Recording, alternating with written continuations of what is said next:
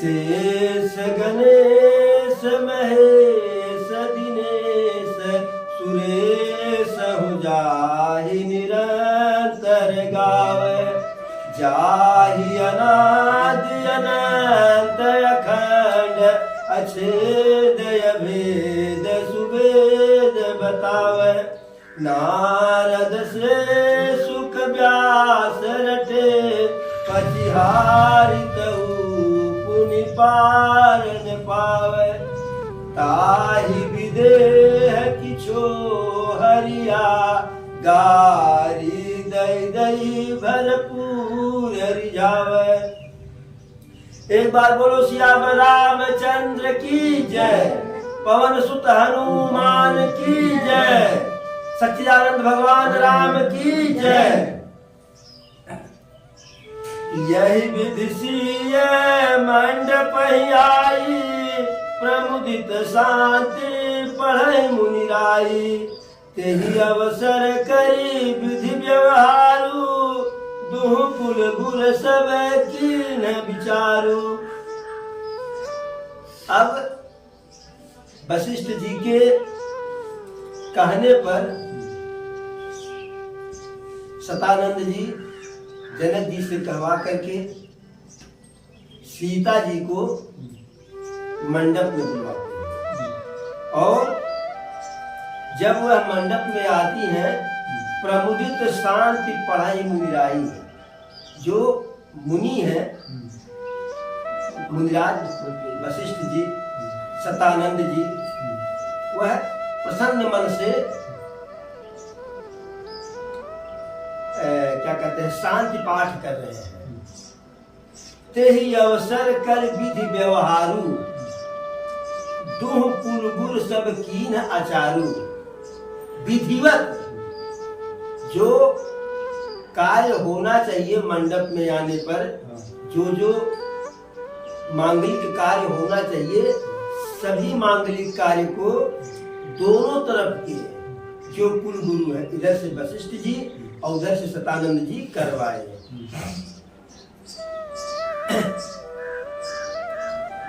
आचारु करि गुर गौर गणपति मुदित विप्र पूजावहि सुर प्रगति पूजा ले देहि असीस अति सुख पावहि मधुपर्क मंगल द्रव्य जो जहि समय मुनि मन महुच हर कनक को पर कलश सो तब ले परिचारक रह कुल रीति प्रीति समेत रवि कही देत सब सादर कियो यही भांति देव पूजाई सीतहि सुभग सिंहासन दियो सिय राम अवलोकन परस पर प्रेम काहु न लखि पर मन बुद्धि बरबानी अगोचर प्रगट कवि कैसे कर।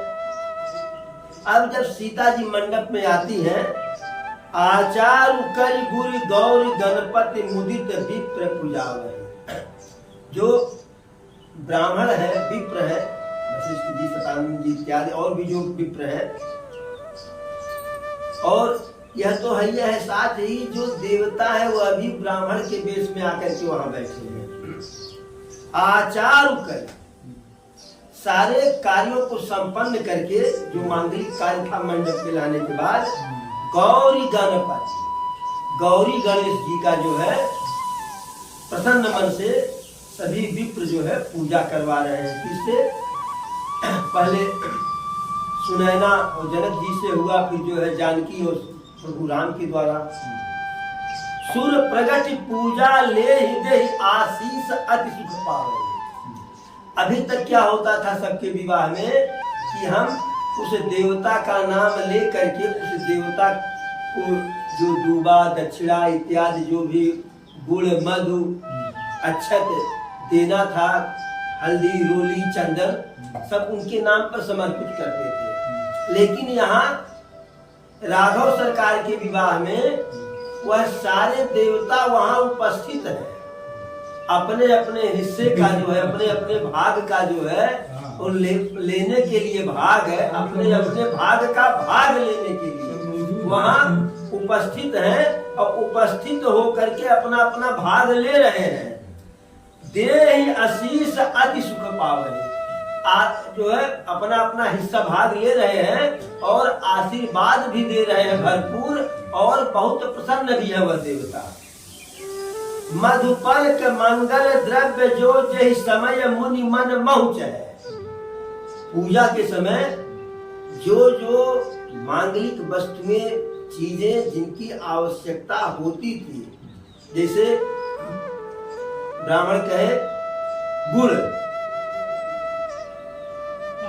मीठा, फल, तैसे जो है नौकर एक एक नौकरानी जो है सोने के थाल में, सोने के परात में भरे कनक कोपर कलश सो तब लिए ही परिचारक रहे।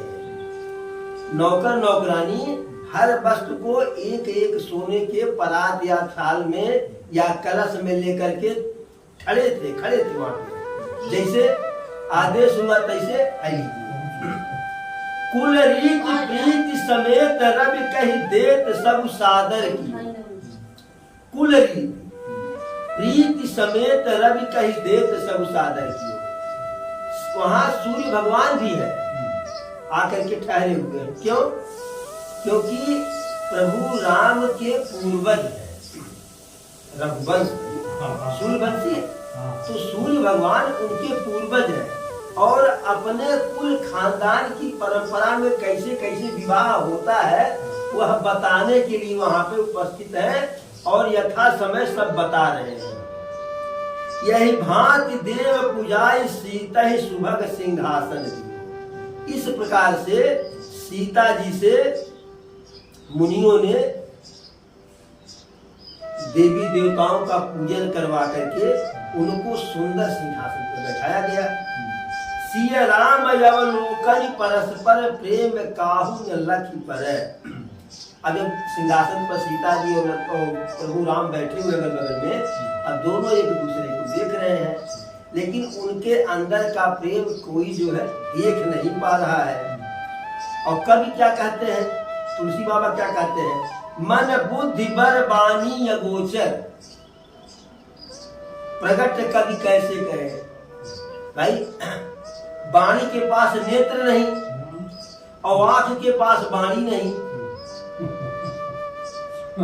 आंख के पास आंख जो जो देखती, अगर उसके पास वाणी होता तो कह देती, तो आंख के पास जबान नहीं और जबान के पास आंख नहीं, इसलिए कोई कभी उस अगोचर दृष्टि को कैसे जो है वर्णन करे। होम समय तन धरि अनलु अति सुख आहुति ले, विप्र वेश धरि वेद सब कहि विवाह विधि दे। हवन जब हो रहा है तो अग्नि माता साक्षात अग्निदेव जो है वहां पे प्रकट होकर के, जैसे आहुति डाला जाता है ओम स्वाहा, तैसे वह वहां तुरंत खड़ा होकर के उस स्वाहा उस आहुति को स्वयं ले रहे हैं। और हम लोगों के यहाँ हवन में क्या होता है, स्वाहा धुआं निकलता है, वहां प्रभु और सबके में से होता था। लेकिन दो विवाह जब हुआ, एक विवाह स्वयं बाबा भोलेनाथ और माता पार्वती जी का, तो उसमें भी सभी देवता स्वयं प्रकट हुए आकर के अपने भाग के भाग को लिए, और यहाँ प्रभु के विवाह में भी सभी देवी देवता आकर के स्वयं अपने भाग को लिए। उसी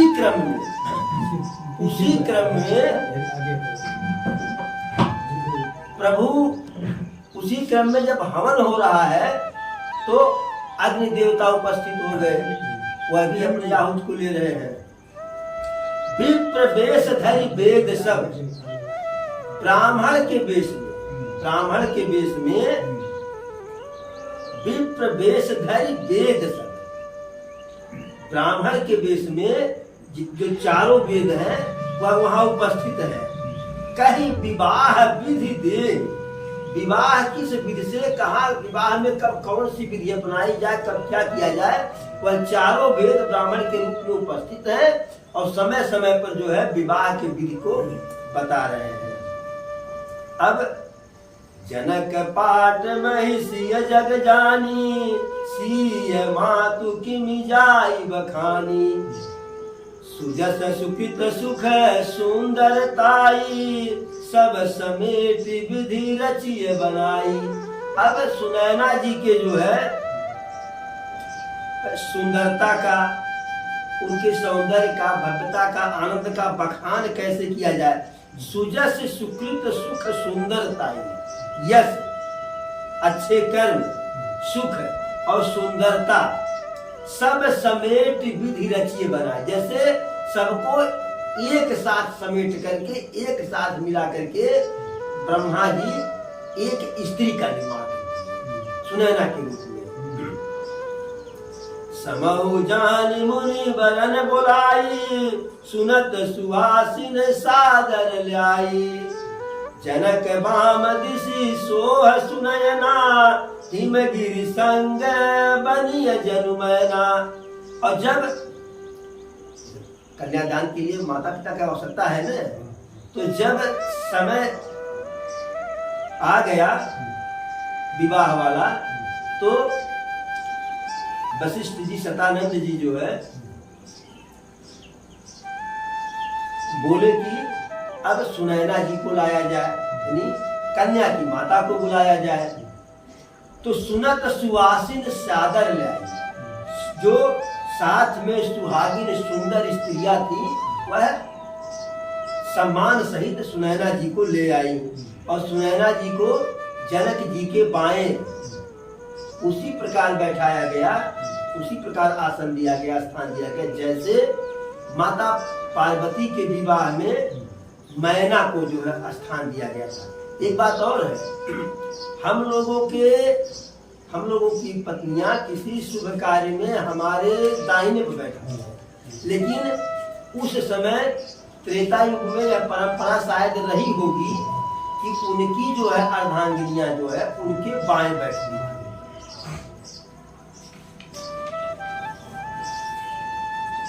और सारे सामान वहां पे आ गए हैं। पढ़ई वेद मुनि मंगल बानी, गगन सुमन झरि अवसर जानी। अब विवाह के समय में वेद जो ब्राह्मण के रूप में वहां उपस्थित है, वह ब्राह्मण वेद को पढ़ रहे हैं, स्वयं वेद को पढ़ रहा है, क्योंकि चारों वेद ब्राह्मण के रूप में वहां है। तो वेद के मंत्र को स्वयं वेद जी पढ़ रहे हैं।